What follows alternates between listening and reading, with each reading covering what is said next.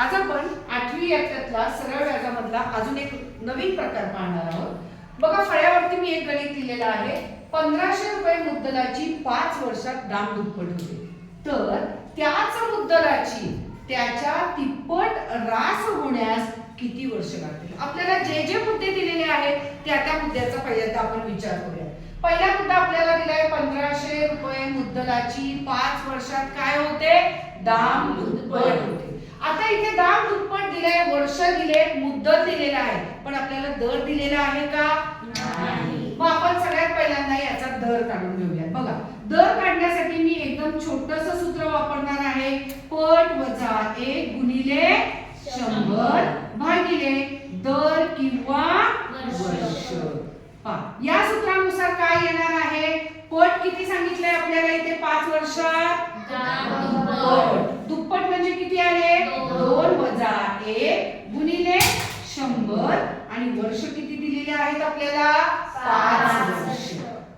या पद्धतीने आपण पहिल्यांदा दर काढून घेऊया. 2तून 1 गेला 1 गुणिले 100 म्हणजे किती आले तुमचे?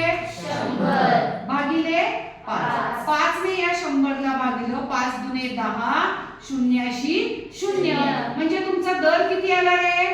20%. किती आला? 20%. आता पुढे गणिताचा दुसरा भाग बघूया. तर त्याच मुद्दलाची, मुद्दल किती धरायचे पुन्हा? 1500. त्याच मुद्दलाची त्याच्या तिप्पट काय व्हायला पाहिजे? रास. रास म्हणजे काय असतं रे? बघा, हे आपण 5वीला शिकलेलो आहोत. त्याच मुद्दलाची त्याच्या तिप्पट रास होण्यास, मुद्दल किती सांगितले आपल्याला? 1500.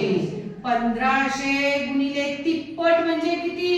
3 म्हणजे आपले आले 4500 रुपये. काय आली आपली? रास आली. आता रास म्हणजे काय? मुद्दल अधिक व्याज. मग आता आपण या राशीच्या ठिकाणी 4500 मांडूया. बरोबर, मुद्दल आहे आपलं 1500. मग आता आपण काय काढणार? व्याज काढणार आहोत. किती येईल आपलं व्याज? 4500 वजा 1500 बरोबर आलं व्याज, म्हणजे व्याज आलं आपलं 3000 रुपये. आता पुन्हा आपल्याला एक सूत्र माहिती आहे सरळ व्याजाचं. कोणतं? म गुणिले ग गुणिले क भागिले 100. व्याज बरोबर म गुणिले द गुणिले क भागिले 100. याच पद्धतीने आपल्याला काय काढायचे आहे? वर्ष काढायचे आहे. व्याज किती आलं आपलं? 3000.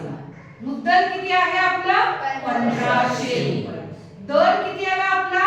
20% दर आला. आणि आपल्याला क काढायचा आहे, तो तसाच ठेवूयात. छेद 100. अंशातले 2 शून्य आणि छेदातले 2 शून्य कॅन्सल झाले. 3000 बरोबर 15 गुणिले 20 अंकाचा गुणाकार करून घ्या. 15 दुने 30 आणि या 20 मधला शून्य मांडा. गुणिले आलं तुमचं क. या कला हे 300 काय आहे? गुणिले आहे. त्याची डाव्या बाजूला येताना काय होतील? भागिले. 3000 भागिले 300 बरोबर उजव्या बाजूला काय राहिलं? फक्त आपलं क राहिलं. अंशातले 2 शून्य आणि छेदातले 2 शून्य कॅन्सल झाले. 3 एके 3 3 दाय 30 म्हणजे क म्हणजेच वर्ष किती आली आपली? 10.